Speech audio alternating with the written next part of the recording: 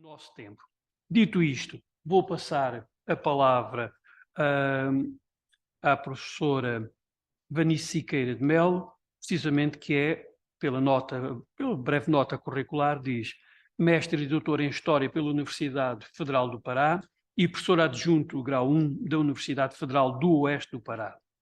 É também líder do Grupo de Estudos e Pesquisa da Amazónia e Amazónia Colonial, que nos vai apresentar uma comunicação a Companhia Geral do Grão-Pará e Maranhão e o Comércio em Vila Bela da Santíssima Trindade, 1755-1777. Esta comunicação também vai ser apresentada via remota, portanto pelo Zoom. Dito isto, tem 25 minutos. Boa sorte e, faz favor, tenha a palavra. Então, esse mapa é para situar basicamente a rota, né, que eu vou apresentar e que eu vou analisar aqui. Inicialmente, eu gostaria de agradecer aos organizadores do evento, né, especialmente ao Maílson, saudar também os participantes da mesa. E o objetivo da minha comunicação é tratar, né, das dificuldades de implementação e, consequentemente, da promoção desse comércio fluvial, que era realizado pelos rios Madeira, Mamoré e Guaporé, né, conectando o estado do Grão-Pará e Maranhão à capitania do Mato Grosso, né. Como vocês podem perceber, né, uma primeira setinha, né, que está vertical, aí mostra a cidade de Belém, né. A outra setinha vermelha, que está horizontal, está sinalizando para a capitania do Mato Grosso e para Vila Bela, né, que foi criada na margem do Guaporé, né, em meados do século XVIII. Então, a comunicação fluvial, né, que eu vou analisar, vai tratar o comércio que eu vou analisar vai tratar justamente dessa comunicação do comércio que foi realizado nesse grande caminho fluvial que conectava Belém à capitania do Mato Grosso.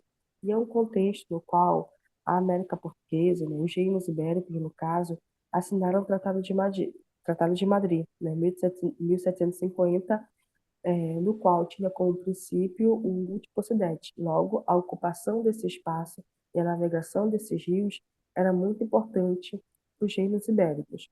E a partir de 1752, a coroa portuguesa permitiu a navegação pelos rios Madeira, Mamoré e Guaporé com a finalidade de promover a conexão, né, ao contato entre o estado do Grão-Pará e Maranhão e a capitania do Mato Grosso. Então, as expedições saíam de Belém, né, saíam de Belém, ou então de Vila Bela, e saíam de Belém, no caso, acho que saíam de Belém, se dirigiam para a capitania do Mato Grosso. E acho que saíam de Vila Bela também se dirigiam para o estado do Grão-Pará e Maranhão. Eram viagens que eram expedições, né? Viagens que demoravam em torno de, por exemplo, 6, 7 meses, né? Saindo de Belém demorava em torno de 6 ou 7 meses para chegar em Vila Bela, e saindo de Vila Bela demorava em torno de 1 mês e meio, 2 meses, até chegar em Belém. Então era uma viagem que demandava muito tempo, era uma viagem muito difícil, né, em função de diversas cachoeiras que os navegantes precisavam atravessar até chegar no seu destino final. E essa rota, né, esse caminho fluvial, ele promovia a circulação de fazendas de ouro, né, de ouro que era extraído de Filabela, então legalizado ou não, de pessoas de diversas qualidades, como africanos escravizados, indígenas, religiosos, agentes mercantis, e comportava diversas finalidades, já que transportavam apoio bélico, né, e conduziam gênero também de abastecimentos para as povoações. E, por vezes, né, essas expedições também poderiam representar espaço de percepção para os cientistas. E era um caminho também comercial, porque por meio dele a Companhia Geral do Grão-Pará e Maranhão procurava abastecer de gêneros Vila-Bela. Só que esse comércio, né, ele é interessante observar que ele é anterior a ela, né, anterior à criação dessa companhia.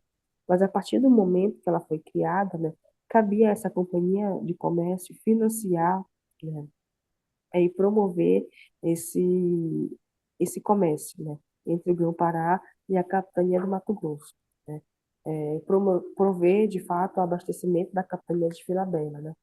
Então, é, o que eu vou analisar é basicamente a dificuldade de implementação desse comércio, né, de abastecimento de Vila Bela por meio da companhia. E, nesse sentido, o relato do primeiro governador da capitania do Mato Grosso, o Antônio, ele ajuda a explicar essa dificuldade. Segundo Rony de Moura, os agentes comerciais do Mato Grosso experimentavam diversas dificuldades para comprar as fazendas da companhia, mesmo quando eles estavam no Pará, quando os artigos chegavam na capitania do Pará. Isso ocorria porque a companhia venderia no primeiro mês só aos filhos da terra, né, entre aspas. E quando, entre aspas, os moradores do Mato Grosso iam buscar, já não achavam, aliás, já não achavam, senão em segunda mão, fecha aspas, adquirindo fazenda por preços mais elevados. Esses moradores também alegavam que haviam concluído da companhia de comércio, com os moradores do Pará. E esse posicionamento do Antônio Rony de Moura pode justificar e explicar alguns problemas experimentados pelos comerciantes da capitania do Mato Grosso, que se deslocavam até o Grão-Pará com a finalidade de comerciar. E aqui também se destaca a figura de um atravessador, né, que é o sujeito que atuava dentro desse circuito comercial, dentro de uma cadeia produtiva. Tá? Uma outra dificuldade também nesse comércio está relacionada aos dois tempos, né, que é o tempo de descida do Mato Grosso, ou seja, o tempo que as expedições iam para o Mato Grosso, e o tempo que as expedições chegavam em Belém, saindo de Porto do Atlântico.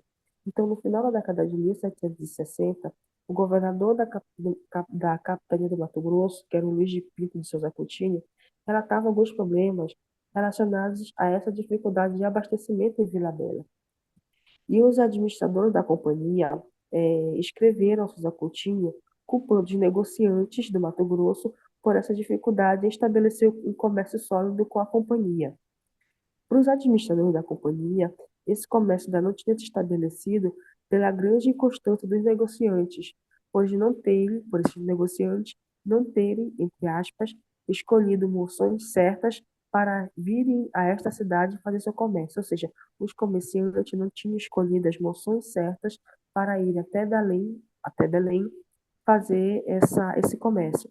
Sugeriram, então, os administradores da companhia que os negociantes de Vila Bela descessem até Belém anualmente, né, em dois grupos, para que fizesse esse comércio, né? Então, segundo os administradores, entre aspas, esses comerciantes deveriam em dois corpos descer a fim de poderem vir um em um ano e outro no ano seguinte.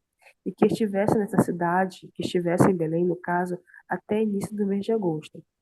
No mês de março de 64, o governador do estado do Grão-Pará, o Ataíde Teve, também alertava o Mendonça Furtado acerca sobre as dificuldades relacionadas a esse abastecimento, pois os moradores que desciam do Mato Grosso não encontravam as fazendas em Belém e não chegavam, quando chegavam a essa cidade, em período em que as frotas já tinham desembarcado e não encontravam mais nenhum gêneros para comercializar, tá?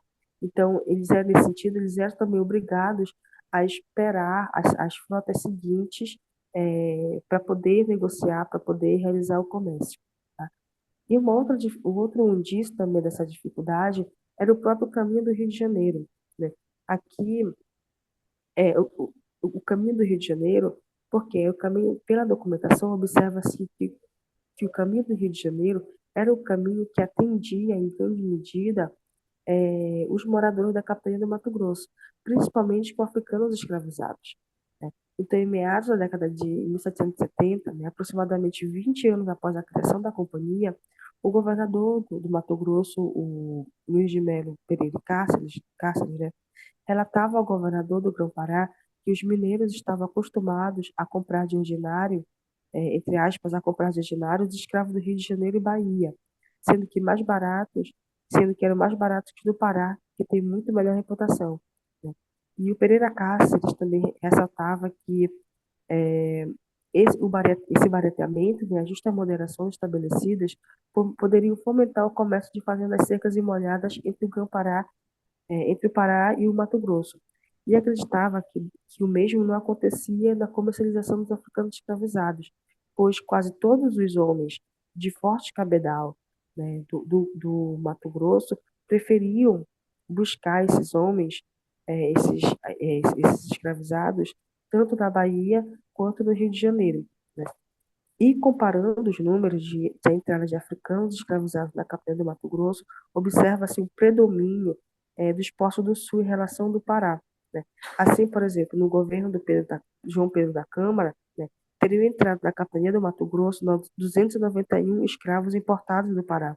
Já dos Portos do Sul, a quantidade era de 651 africanos escravizados. Tá?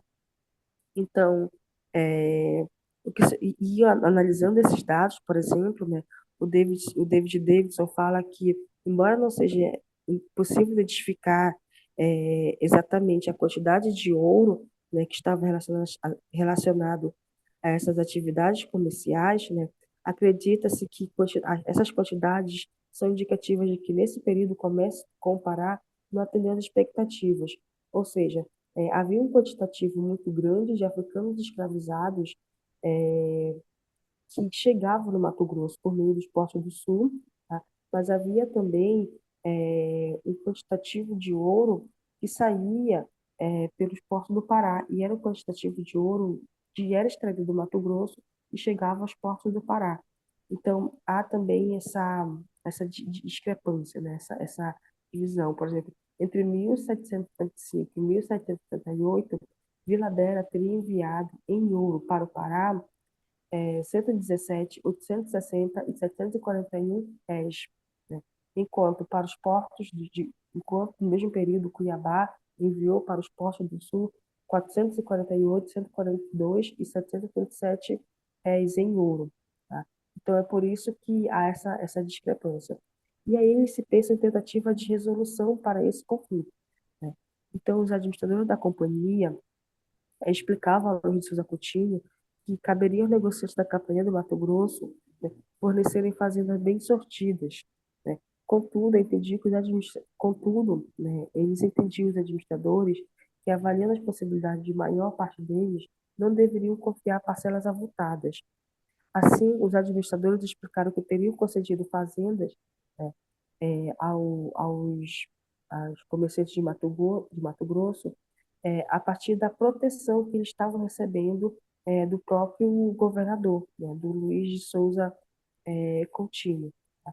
Então, o que eu queria apontar aqui, né, é que esse comércio promovido pela companhia, ele foi um comércio que experimentou diversas dificuldades, né? Primeiramente, pela alegada dificuldade é, de chegar em Belém no tempo certo das monções, né? No tempo certo no qual as expedições que saíam dos portos atlânticos chegavam em Belém. Então, quando as expedições que saíam do Mato Grosso chegavam em Belém, né, já não era o tempo adequado para fazer o comércio. Além disso, se alegava que os moradores de Belém tinham um certo controle, né, é, um certo acordo com a companhia, né? Nesse sentido, eles tinham acesso de imediato a esses gêneros e acabavam atuando como atravessadores, como negociantes, quando eles repassavam para os comerciantes de Mato Grosso. Então, quando eles vendiam para o Mato Grosso, né, eles já vendiam a um preço muito maior, né? E, além disso, essa dificuldade se observa até mesmo na chegada dos africanos escravizados em Mato Grosso, né? Porque os dados apontam que grande parte desses africanos escravizados que chegavam em Mato Grosso eram decorrentes dos portos do Sul, né? E não dos portos do Pará. Tá? Então, o que a gente observa, né, é que houve, né, durante a década de 1750, a década de 1760, uma dificuldade de implementação desse comércio, né, e, consequentemente, uma dificuldade até mesmo de consolidação desse caminho fluvial tão importante para a coroa portuguesa, né, na medida em que era um caminho fluvial, estava situado numa região de fronteira, né, numa região de fronteira com os domínios espanhóis. E considerando o princípio do tipo Occidente, né, era muito importante ocupar essa região, né? Não só ocupar com povoações, com aldeias dos povos indígenas, como também promover a navegação desses rios. Tá? Então, era essa a minha comunicação. Muito obrigada e boa tarde.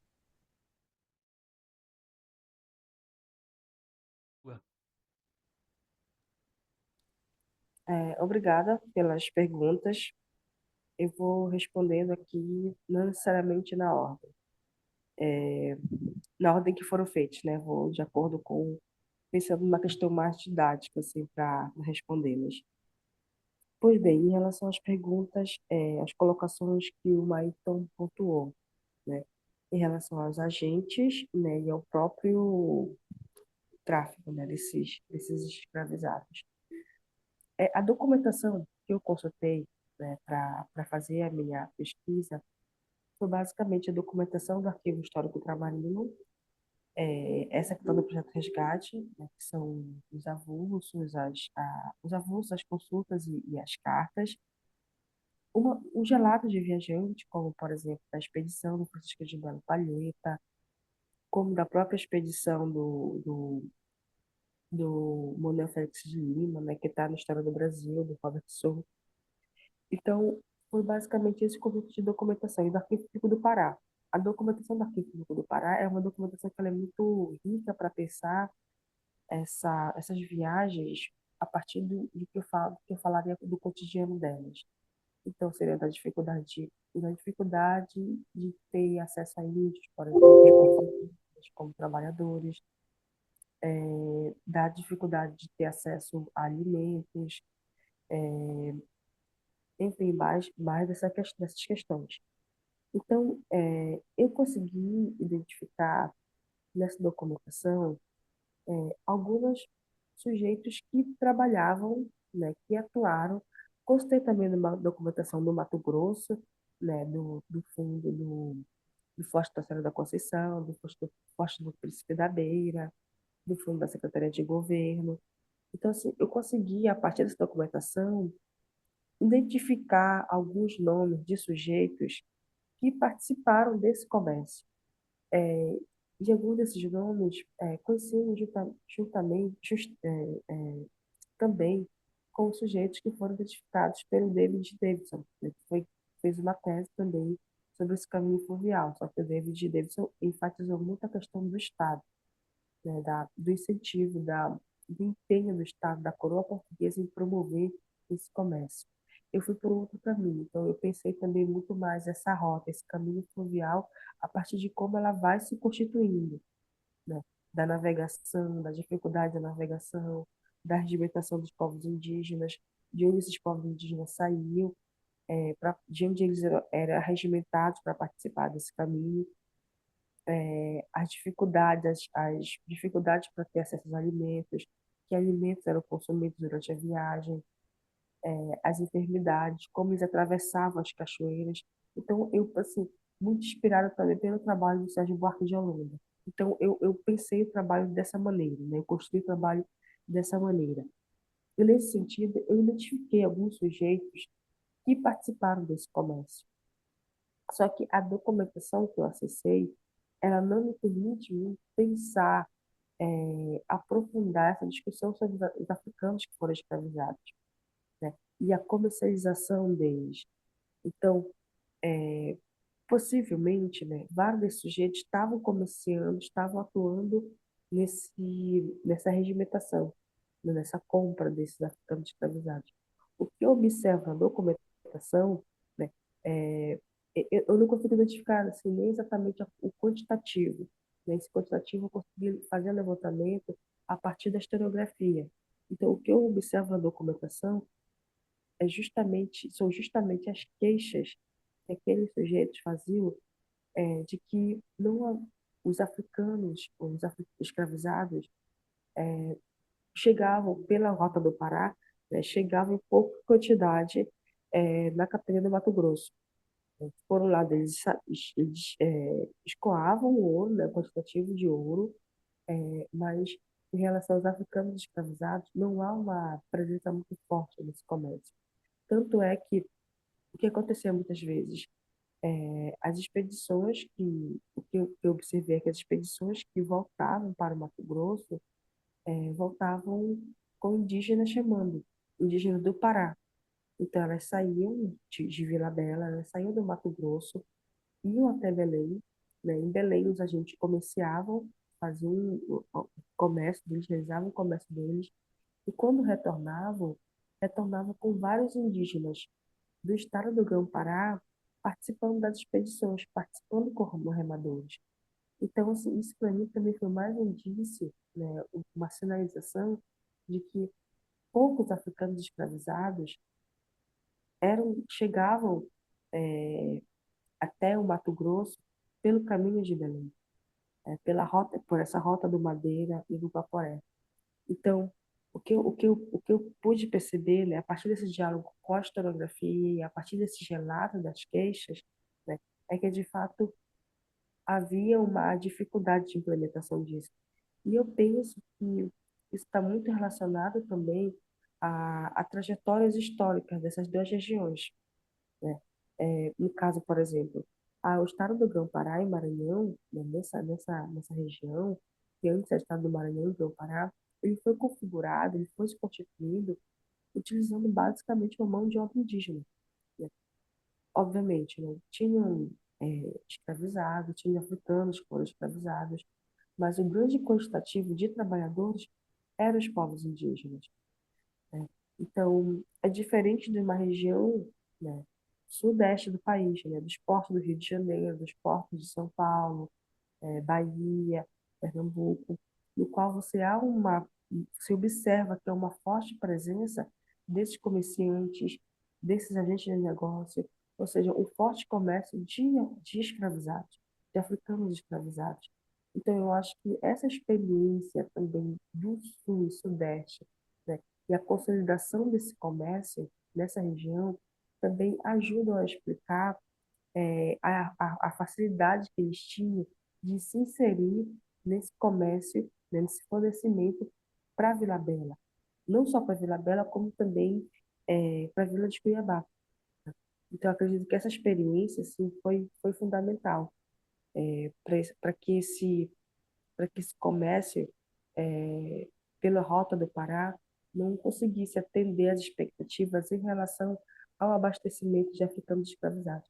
Mas, assim, esse abastecimento com os escravizados era apenas um problema, né? Na verdade, havia de fato uma dificuldade de abastecimento de uma maneira geral, né? Que a gente percebe, observa na documentação, é que outros gêneros também chegavam lá, né, com muita dificuldade, né? Então, havia muitas queixas em relação a isso, né? Em relação, né, de pedidos que não conseguiam chegar lá, né? Que não eram atendidos.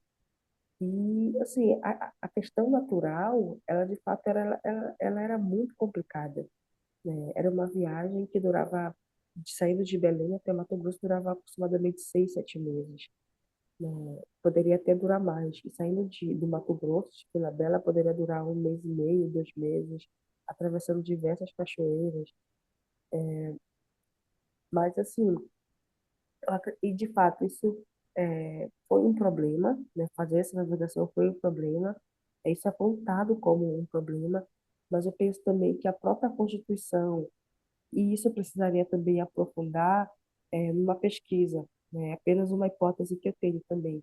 A própria Constituição também do circuito comercial, tinha uma rede de comerciante e negociante que não tinha a mesma dimensão dos comerciantes do Rio de Janeiro, da Bahia e de Pernambuco, também ajuda a entender a dificuldade de consolidação, né, desse comércio, né, de atender a região de Vila Bela, de atender Mato Grosso, né? Porque como eu mostrei, né, que o Rolim de Moura, né, que é o primeiro governador, ele já sinaliza para isso, né, de que haviam sujeitos, né, em Belém, na Praça Comercial de Belém, que estavam negociando com a companhia, que atuavam exatamente como atravessadores. Então, eu acredito que isso também acabou dificultando. Eu não encontrei tantos indícios dessa vinculação entre eles Tente, e de como professora, peço aconteceu. desculpa, tente É, sintetizar, está bem? Pedi-lhe o favor de tá, sintetizar. obrigada. Eu não encontrei tantos indícios desses vínculos, dessas conexões comerciais, mas elas existiam, né? E elas existiam bem antes dessa instituição da companhia. Em relação ao projeto colonial, eu penso que estava se constituindo ali um projeto colonial, né? Você estava integrando duas regiões por meio de uma rede comercial, por meio de uma rota que tinha uma finalidade também militar, né? Porque o Mato Grosso também era pedir ajuda militar do Pará em diversos momentos, principalmente em momentos de crise, né? De tensão na região de fronteira. Precisava ocupar essa região por meio da navegação, precisava ocupar essa região por meio de povos indígenas que até então começaram a ser vistos como vassalos da coroa portuguesa. Então, assim, eu penso que há de fato um projeto colonial aí, de uma tentativa de atender a um projeto português de ocupação, um projeto português voltado, né, para essa dinamização desse espaço, sim. tá, de diversas perspectivas, inclusive de conhecimento da região, né, governadores que percorreram essa região também, essa rota do Pará, né, também mapeando e conhecendo esse espaço. Tá? E aí sim, né, se pensa também numa visão de floresta, né, uma concepção também de espaço, de natureza que eles tinham, isso ajudava também a pensar a própria ocupação desse espaço.